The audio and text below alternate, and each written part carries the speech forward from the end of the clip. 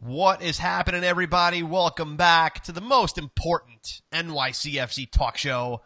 That's right. It's time again for the Dudes in Blue. It's episode number 130. Thank you guys so much for joining us. I am your host, Joe Amato, and alongside me, as always, Antonino. Dude, what's going on? good day, sir. Good day, sir. I don't know why we went all I don't know. It's just medieval on that. Oh, I feel like we're in the medieval times. Dude, what's happening, man? How are you? I want to know, how are you doing? Well, I didn't kill anyone today, so that's always good. So, hey, it's a great day. It's a great day. It's a win. It's a win. Not gonna lie. Yesterday might be the first time in 4 seasons that I actually turned the game off. Oh, so you want to talk about the DC United game that happened yesterday? I was going to talk about the NYCFC award show that's happening right now as we speak. That is absolutely ridiculous because They the way this team's been playing. No awards. No awards. You get nothing.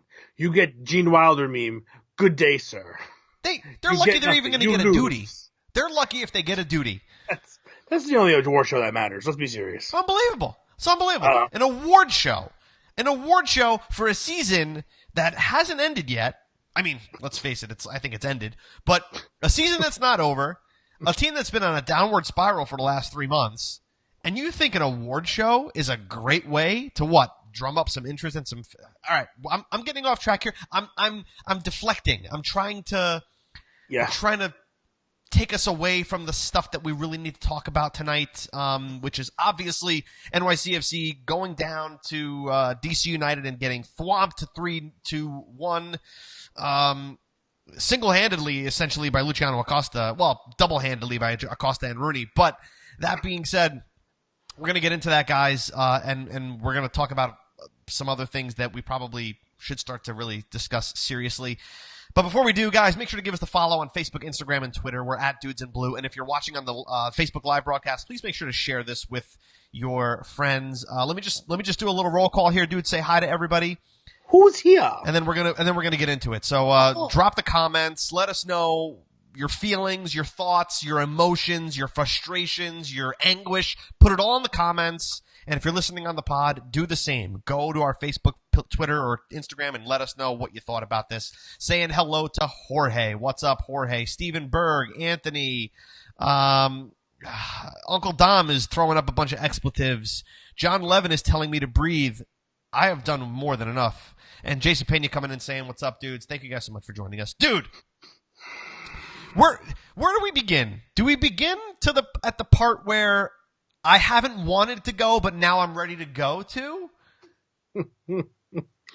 I don't know. We can go wherever you want because I feel like we're all going to the same place. Okay. Is it time? I can't believe I'm bringing this up, dude. Is it time for the Dome out train to start taking on passengers? Because I'll tell you what, while you take that deep breath there, I don't want to be there. Trust me, I don't want to be there. I don't want to be there either. I want to be the furthest from there. But they're making this trip so inviting. I'm talking about buy one seat, get one seat free, no luggage handling, free round trip ticket, double miles. They're making this the easiest train ride of our lives to want to get on board on. As much as I want to stay and defend, I cannot keep seeing no progress week after week. At least with Patrick, when he had his growing pains, they were growing. This team is not growing. This team is completely lost. I think he's got no belief in him in the locker room. I think him bringing in players and playing them over guys that he's had here, it has caused an issue that nobody's going to talk about, but clearly players are going to be upset with.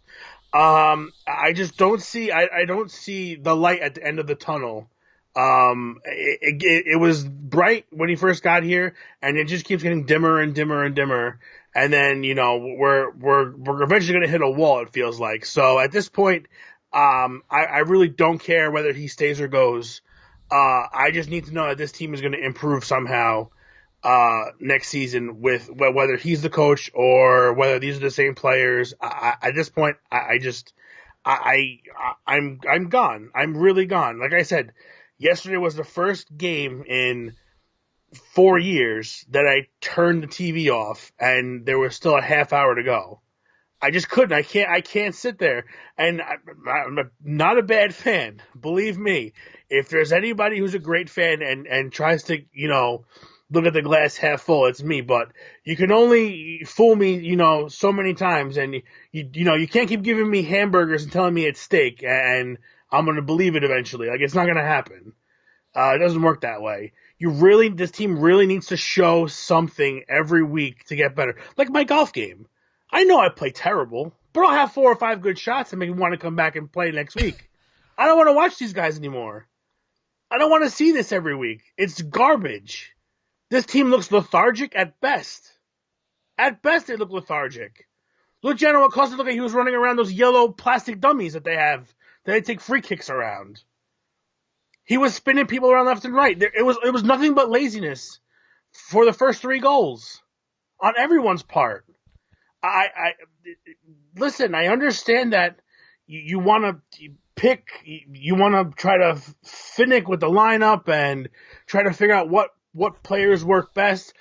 I understand that, but you came into a team that was a bona fide MLS Cup contender. And Shield if contender. I was a coach coming in, and I know this is not the personnel I'm 100% happy with, I also have to realize that this team is winning and it's hot. So let me see if I can tweak it minimally, ride it out, and then next year start fresh when I have a full preseason, when I have all my staff here ready to go. But, dude, he brought in a 40-year-old midfielder. He was going to solve all of our problems, dude. He was going to be the sage that was on the field. He was going to be the guy. That's Dome's boy right there. This dude went to school with Jesus himself. Not Jesus Medina. No, Jesus H. Christ. Like, the same yearbook. I do not understand. This man was supposed to be an emergency player at best. He was just a body to fill a roster spot because we were depleted at that time of the season. I'm sorry, on, but why'd you go sign Bedoya? Why did you sign Daniel Bedoya? What was the reason for signing him if you're not going to play him? At least give him minutes. He's a kid. He's going to bring energy. Dude, we're gonna get to Amagat. Geriatric Listen, FC. We're gonna get to Amagat. We're jumping around here. Jorge is saying, to be fair, they didn't have Maxi. I don't want to hear that. I'm sorry. I don't want to hear that. Because you want to know something? We didn't have David Villa for how many games? And they wound up getting wins and scoring goals. You had Maxi the last 2 months. What good is it? Thank you. So I understand where the sentiment is coming from, Jorge, but Maxi is not the saving grace here. And I know we touched a little bit on Amagat, dude, and we're going to talk a little bit about Amagat, but I don't think Amagat's the problem either.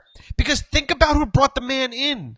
Think about the man who's playing him and starting him. When you have players like James Sands on the bench, and you've got players like Tajuri Shradi on the bench, and you've got players like even, dare I say, Tommy McNamara on the bench, who has the time and has played with this team for 4 years. And you start a man. So I can't put too much blame on Amagat. Yes, Joe Tollison and even Ian Joy were talking about in the commentary about how he's really contributed absolutely nothing since he's come here.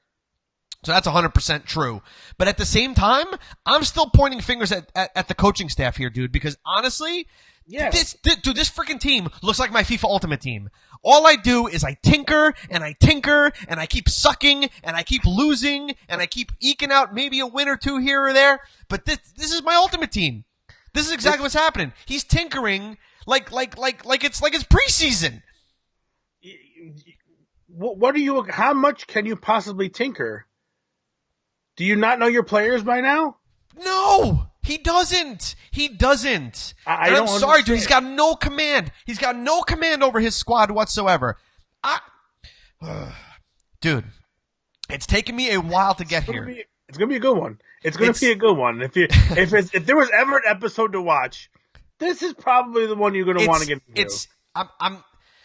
It's really hard for me, dude, because I have been defending this guy for so damn long. Because when you take into account all of the circumstances, the injuries, the international duties, coming in halfway through the season to a team that you don't know, to a league that you don't know, when you're previously an assistant coach, I understand all of that.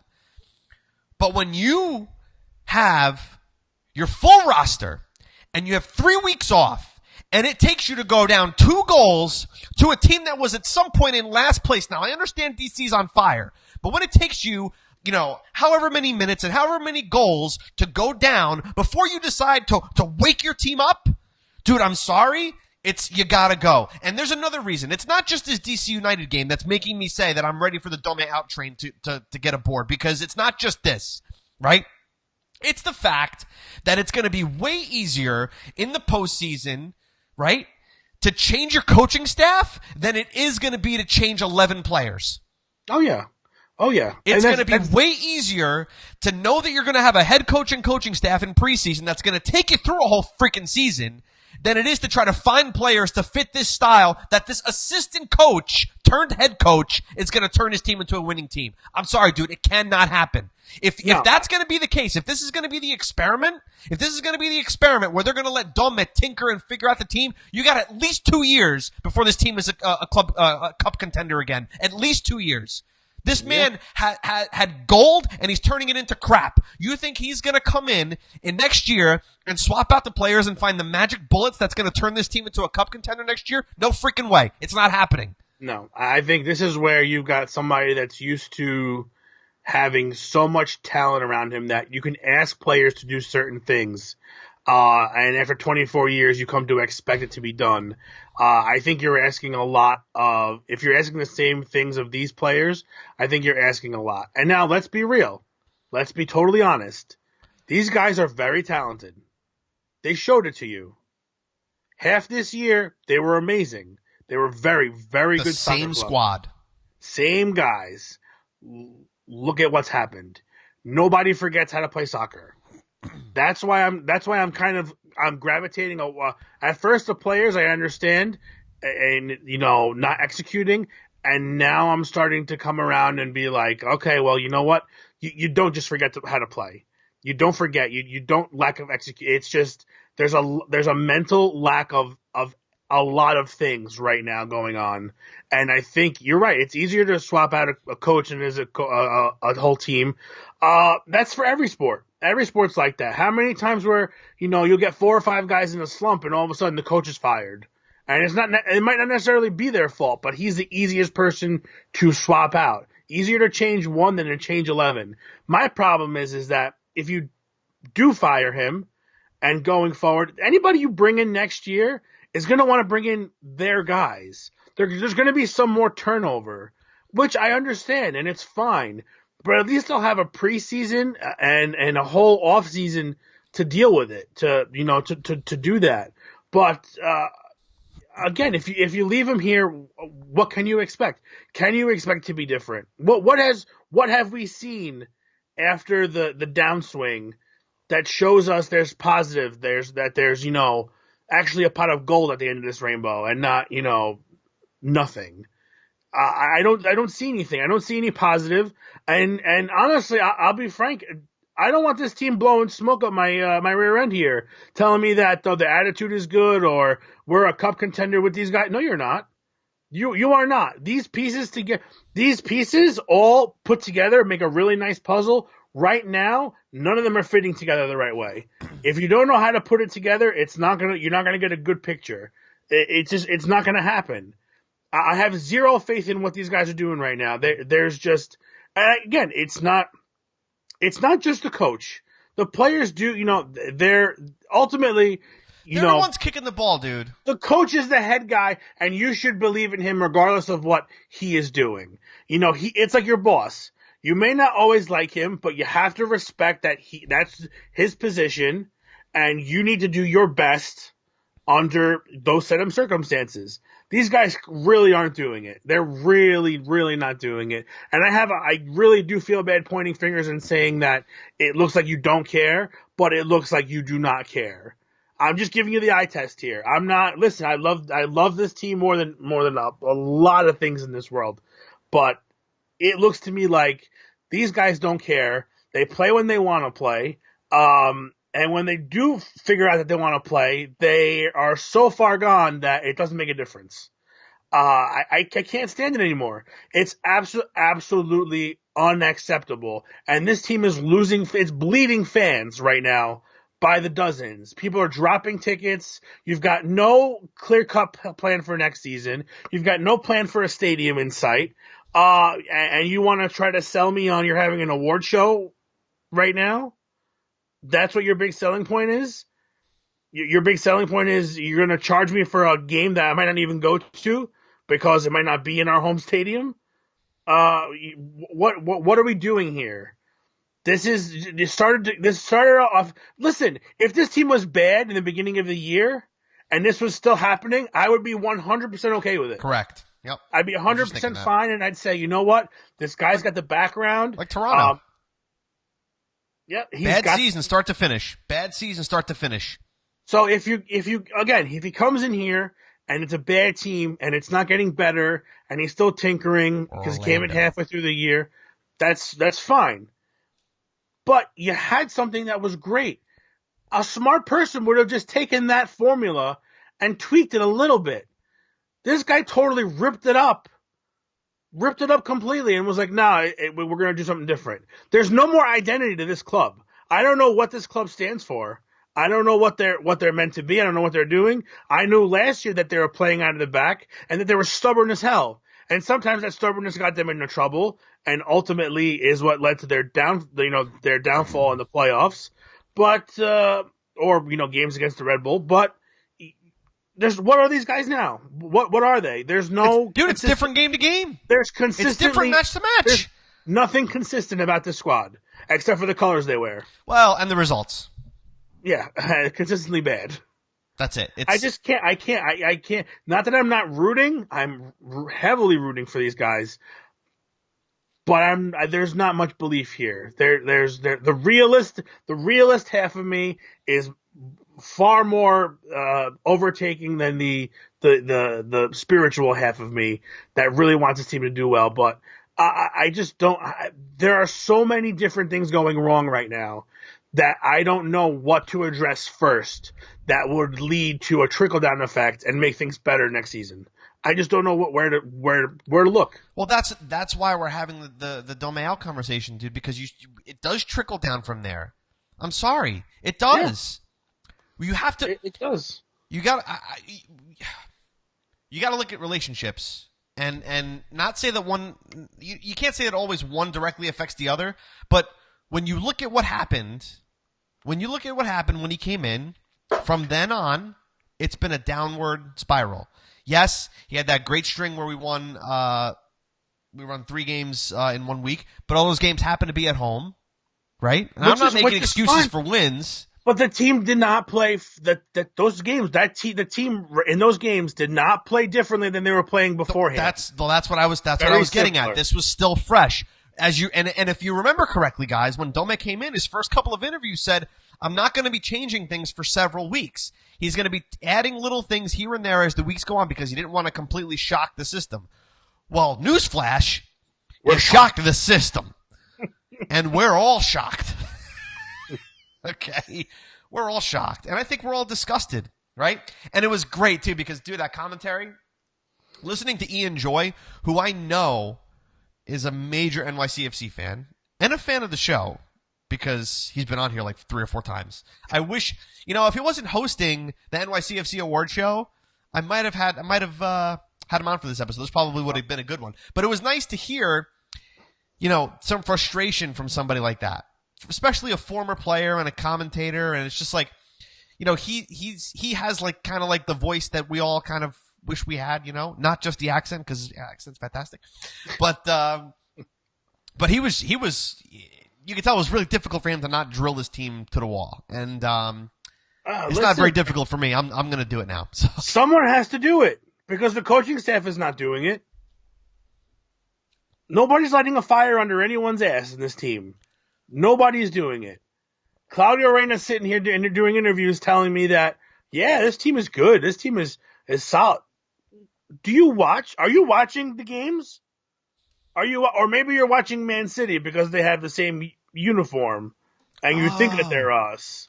Oh, we don't. Oh, wait a minute. No. This team, and we're addressing it as the team. It's really just such a weird combination of staff and players that are just not gelling together the way they should have. And I just don't. Who's coming in here doing a better job? At this point? This whole team needs to be scrapped and start from scratch next season. Everybody needs to go because the new guy coming in. I don't want any excuses.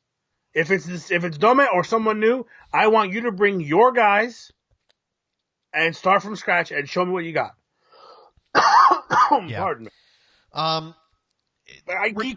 You can't work with someone else's tools and then blame the tools that it's not my, it's not my. I don't want to hear excuses anymore.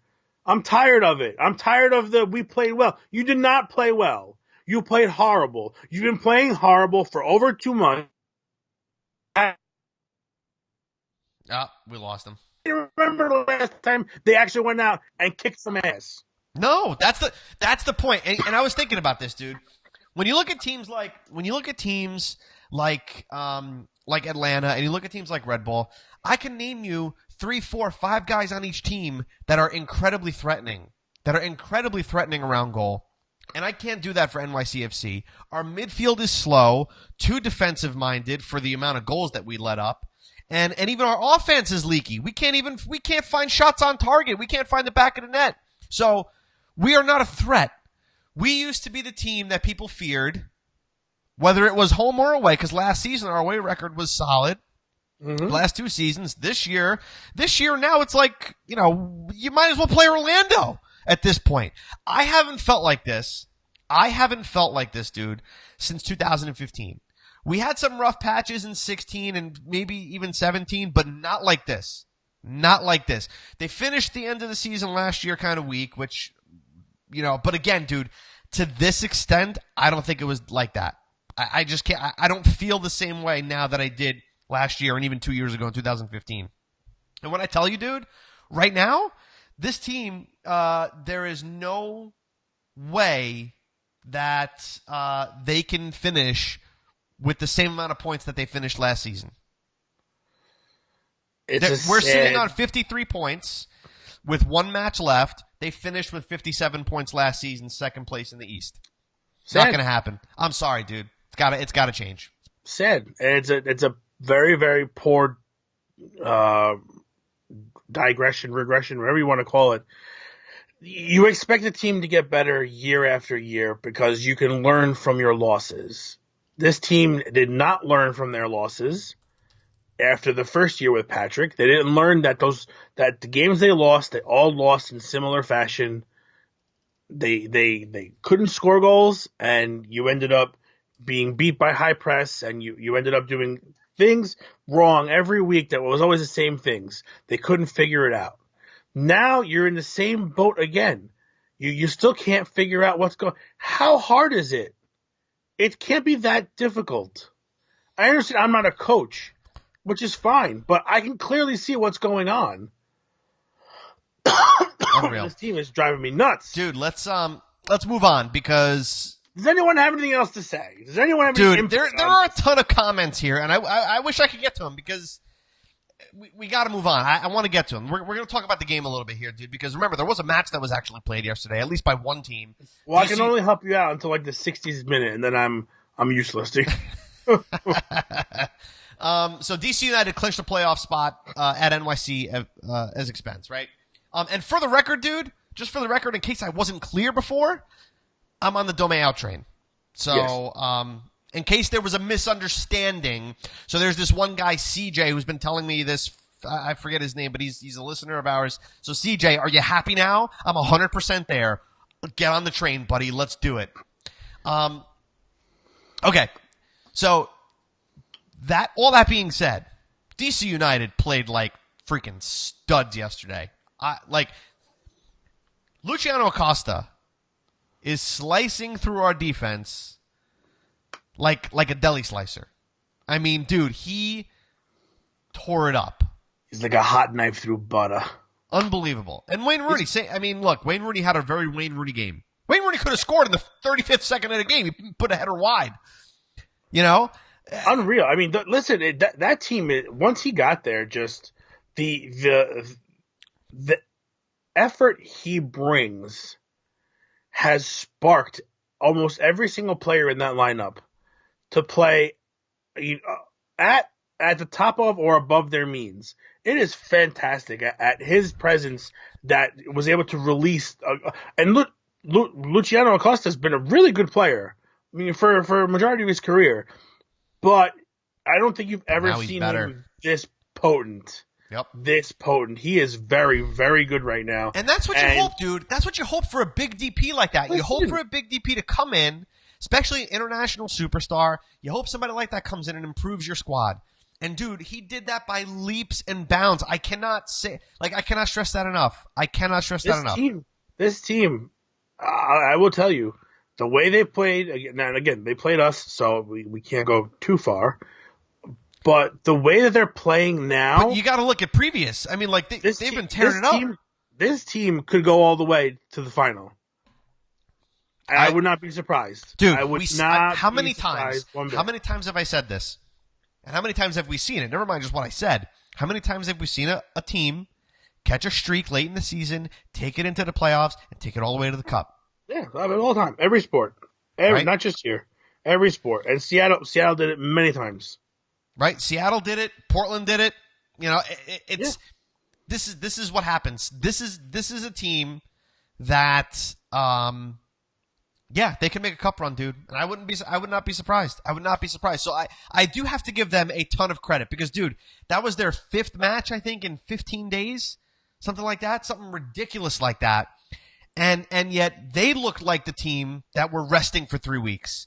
And NYCFC came out completely flat, completely, like you said, completely lethargic, and they just cut through us like a hot knife through butter.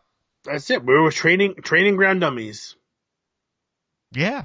That's all we look like. Everybody, I've never seen so many people get beat by one player. And it's not like Acosta was doing these messy like moves. He was just dribbling, just straight up dribbling around players. And everybody's that lazy stop moving the feet and doing the lunge. Everybody's doing that lunge thing where it's like, I don't really want to go forward. You know what? If you get forward and you make him beat you and he beats you, there's no shame in that. But it's much better than looking lazy. And he made 7 or 8 players look lazy on that run. And that's unacceptable. Again, like big kudos to them. You can't discount that. You can't discount what this team's been able to do. You can't discount what Ben Olsen's been able to do with this team. He's stuck with them. They've stuck with him, and it's been an absolute complete. They were literally in last place, and now they're potentially a cup contender. I mean, it's absolutely insane. And they're fun to watch. Now they are, and they're fun to watch. Whether they win or lose, they're fun to watch. So that brings us to the due to the match for this one, dude. I know we didn't really talk too much tactically. I just dropped my pen. So there you go.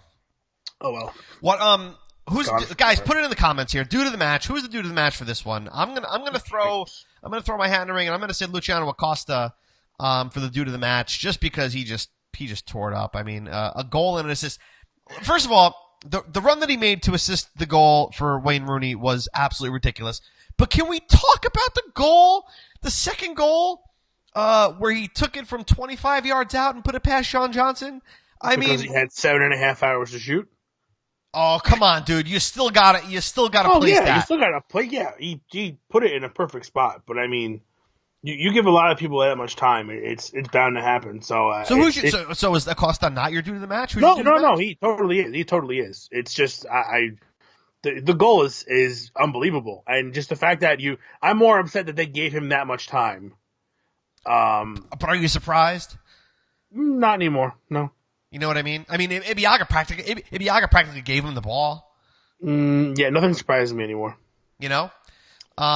Let us know in the comments who you thought dude of the match was. I got a couple of votes here for Rooney, and we got a couple other things we're gonna talk about, guys. We got a couple things up our sleeve here, but yeah, dude, I think for me, like somebody that can single-handedly unlock a team and then finish is due to the match material. So I think that pretty much settles that. Luciano Acosta gets due to the match for the DC United NYCFC game. So there we go. Blah blah blah blah blah. Whatever. All right, plugging along here, dude. Moving along. Plugging away. I want to throw this out there. We talked a little bit about this last week, dude. Will Yangel Herrera make an impact if he comes on? And boy, I gotta tell you, this was a breath of fresh air for me. Yeah. Considering I never really liked the way he played. I never did. I really didn't. I thought a lot of people liked. I didn't see what most people saw in him. I know defensively, he was better suited than offensively, but now he's showing you that he's got. I mean, it's a great pass. But is he 90 minutes ready? I don't think so. Playing as long as he played, maybe by the playing game, maybe possibly, but but we got Amagat. We're good. Fine. Yeah, don't worry about. Forget about it. Let's be serious. Is he solving all of the problems? Is he going to put the ball in the back of the net and stop the ball from getting in the back of ours? Herrera? I don't think so. I don't think so, dude. Nice. But it's nice, but unless everyone else is going to pick up their weight and play forward, it really doesn't mean anything. But here's the thing, nice dude. To see him back, sure, I want those threats. That's who I want. I want the threatening players on the field. That's who I want. And when you don't have guys like Tajuri Shradi playing, and you don't have guys like Birgit playing, and you don't have guys like Herrera playing or Maxi playing, like the guys that are threatening on the ball, you don't score goals. It's just the way it goes. This team, I think Ofori is okay, but Ofori had 65 minutes to unlock a pass that Herrera made in 3 minutes? Yeah. You know what I mean? So like there's seeing the game from a different set of eyes like Herrera, I think he's going to impact going forward in a positive way. And listen, I'm eating crow on that dude because I was not happy with the way that he was playing because he was either fabulous or atrocious. There was like such a big disconnect between the two types of plays that he had. But listen, even if he's not 90 minutes ready for Sunday against Philly, you at least hope to see him at least make the impact he made yesterday. That's what you want to see. Yeah, absolutely. I think you want to see those minutes become a building block. You want to see progress moving forward. Yeah. Michael on Facebook says Herrera gets due to the match for not being influenced into the Dome system. Maybe that injury was a blessing in disguise. Possibly. You know, he's like, I still play the way I used to play. Can I do that? Because I've missed all the classes. I've missed. I'm sorry. I was absent. Quiz me on what I know. Oh my God, it's dude, it's unbelievable. It's unbelievable. It's remarkable how poor this has gone. It's so bad that I'm giving credit to Yangel Herrera. Like, that's when you know it's bad. Because I was a pretty harsh critic of his when he was fit and healthy and getting 90 minutes. I was pretty criticizing of him. But, again, very small sample size here. Very, very small sample size. I don't think it took a lot to impact the game yesterday. One pass is essentially what did it, right? So hopefully, look, I hope he continues to have games like that. That's what we want, right? That's what we want out of the guy. We wish the best. That's what it comes down to. Yeah, it's just ridiculous. Let's talk about the captain a little bit, dude. Because I have some comments coming through. Let me get the title board up here. If David Villa leaves after this season, dude, are you upset? And there's a few comments coming through about that. Some saying that we want to get younger. Christian is saying it's time to get younger, but Arif is saying that Villa is not the problem. So there's a push and pull here, dude. Where do you stand on the David Villa situation? For nostalgic reasons, I think most of us would be upset. Because I think whether it's this year or next year, even whenever it happens, dude. Once the guy, there are players that could play 20 years and be totally deteriorated, and once they stop playing, you're going to remember from year 1 to year 20. You're going to remember all the good times, and you're going to be upset about it. For me, I'm more concerned with what would the plans be afterwards, moving forward. Are you going to tell me, if you tell me you're going to get younger, are you going to bring in a large name younger player that this league team, that this league and team need in order to grow and move forward successfully? Or are you going to bring me back someone from South America who I've seen play 3 minutes and YouTube highlights that's going to come here and putz around for a little bit and not give me anything?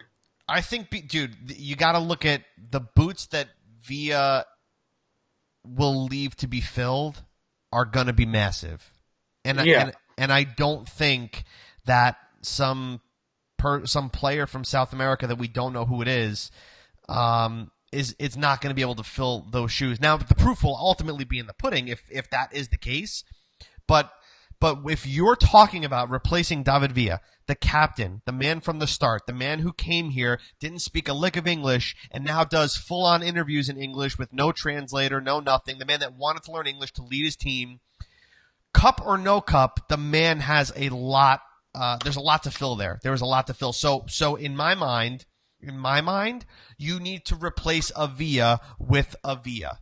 You cannot replace a Villa with a Castellanos. You can't replace Villa even with a Maxi Morales. You can't replace him with a Medina. You need to replace him with a Rooney. That's who you need to replace David Villa with, if that's the case. And whenever he decides to hang the boots up, I'll tell you right now, it's not going to be a good day for me.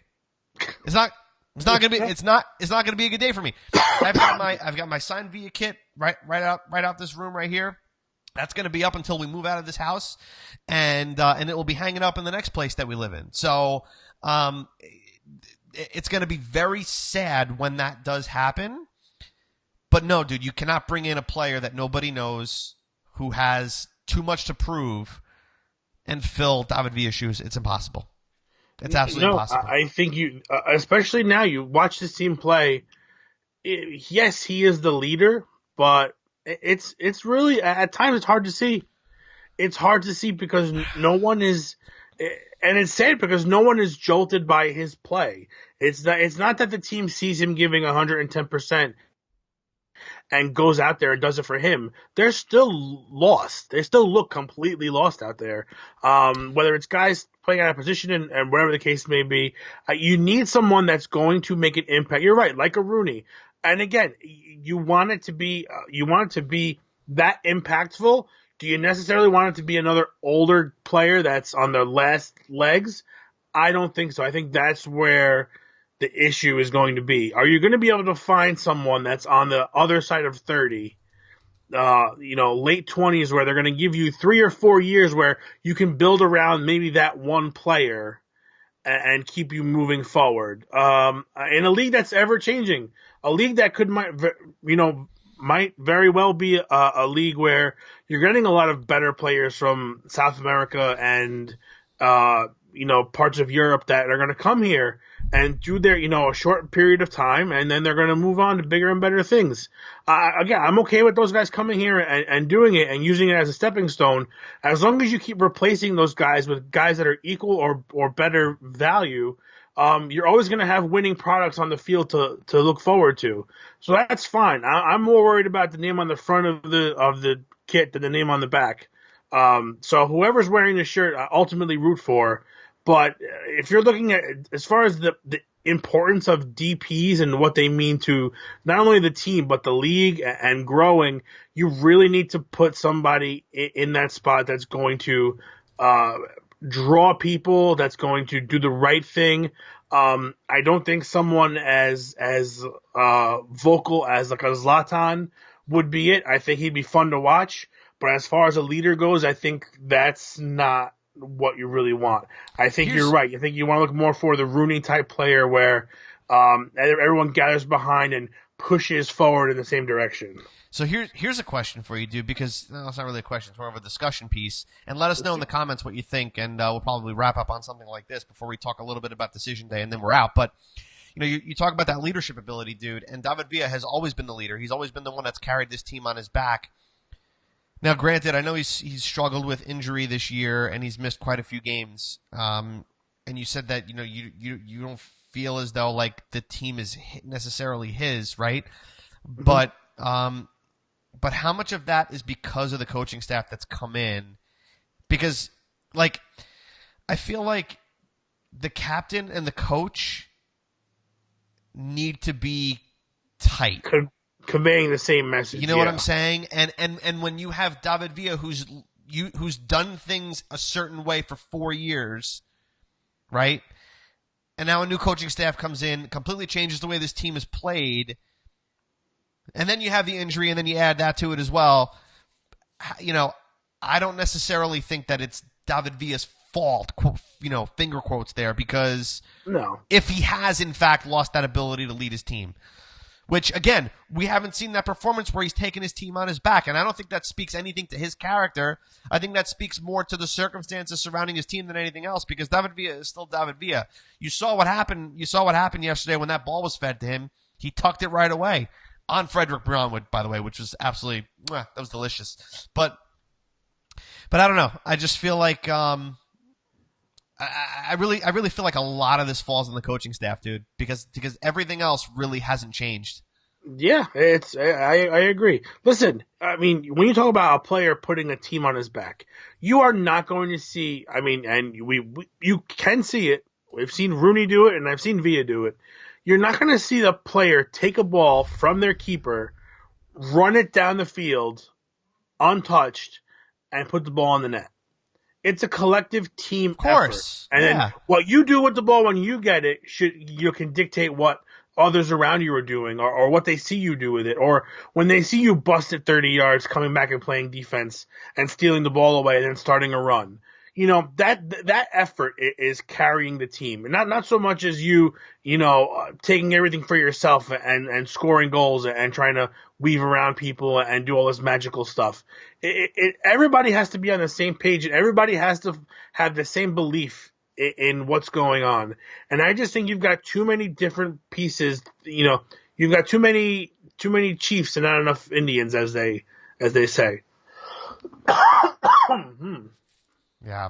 Can't get rid of this freaking cough. Yeah, man. you're hacking up a lung. This team made you sick. This team made you physically sick. It makes me physically sick. I want you. It's hard to point fingers at one player because it's a team game, and it's not like it used to be where it was one guy making constant mistakes and you could just point it out. Now it's just like there's a huge lack of belief and confidence. And I think in the beginning you saw Domet try to he's trying to instill the belief, and now it's not working. I think, like you said, dude, they were still holding on to the way things were. Yeah. Until he completely threw it all up in the air, and whatever landed, that was the lineup that he was gonna play. Whatever sticks to the wall. It's really, really a shame because it's really derailed. It's hard, man. What was looking to be a really, really good season. I mean, we were up there and again, I wouldn't have minded finishing third place if we were a point behind second But we place. could finish fourth, fifth.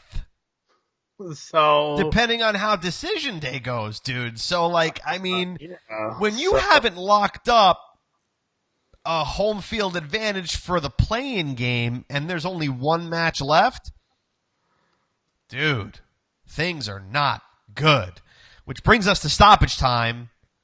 Yeah, right on. So it's decision day. Decision day is upon us.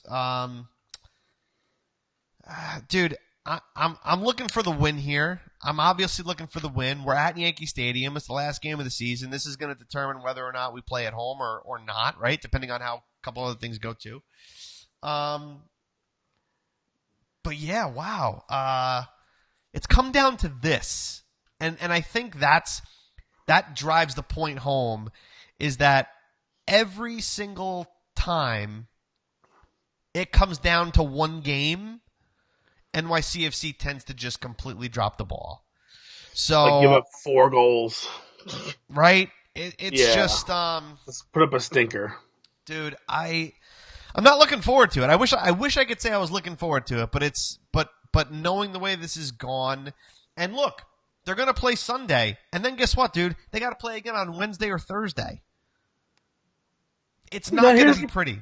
Here's the I think the biggest issue now is that, do you put all your eggs in one basket and save players for playing that game on Wednesday, that midweek game, or do you go after home field advantage and take your chances that way and play your best 11? Dude, on Sunday? If he doesn't put a good showing on decision day, it doesn't matter what they do, I think, on Wednesday or Thursday whenever they decide to play. Because you want to know something, dude? I don't know how many people opted to keep their tickets for that playing game. I don't know how many people who had the option to opt out of keeping those tickets actually kept them. So you got to look at this, and they're calling it Fan Appreciation Night like they always do. But I think you got to put out the best damn 11 you can put out there. And but again, like, dude, even saying that, I have no faith that he's going to do it, because he has yet to actually do it with how many opportunities? Yeah, I think. Look, he had the excuses that the international players, giving them a rest. I'm sorry, you want to give them a rest? The whole team has had 3 weeks off. The travel wasn't that drastic, and also, why don't you try to put the points up early and let the subs hold it over? You know, go out, let these guys get the lead, and then take them off. Whether you play the first 45 minutes or the second 45 minutes makes no difference. You're still playing 45 minutes that day. So put them on first, make an immediate impact, go up by 2 goals, and then let the subs take over and try to float until the end of the game. Yeah. They can manage it. But why do I see this? Why do I see this? And what's different? What's different? What's over there in Europe that's different besides the talent? What's different? Come on. I understand the travel is a big thing. I understand you want to keep players healthy, but you're keeping players healthy for a game where you don't know what's going to be played. You know what's going to be healthy for your players? Not having to travel for that playing game. Right. Make them play it at home. So go for the win. Go for the win. Dude, you got to go for it. Because even if he plays his best 11 and they get the win, now you've got momentum going into the game that you play 3 days later, 4 days later. Remember when Patrick's first playoff game against Toronto, what did he do? The very first one. They didn't play to win. They played for the tie. They played just enough to hold over, and the second game, they ended up getting screwed. Now again, they lost. I mean, they got absolutely obliterated the second game. But he put a lineup out there that was not meant for a win. It wasn't going for it, and putting your stamp on the series the two-legged series with your, announcing that, hey, you're going to have to beat us here.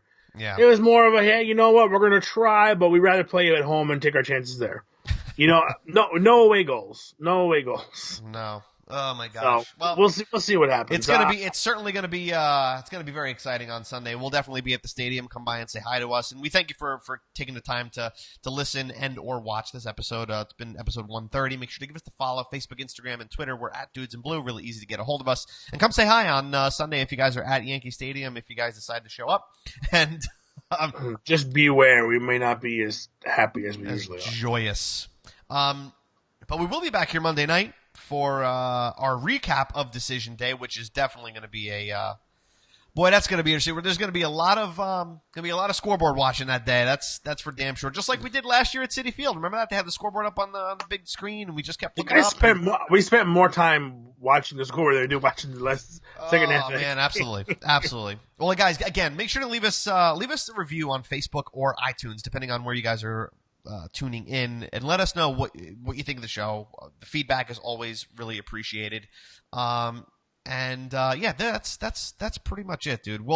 You want to know how bad this team is aggravating me? I didn't eat anything, and I have heartburn. There you go.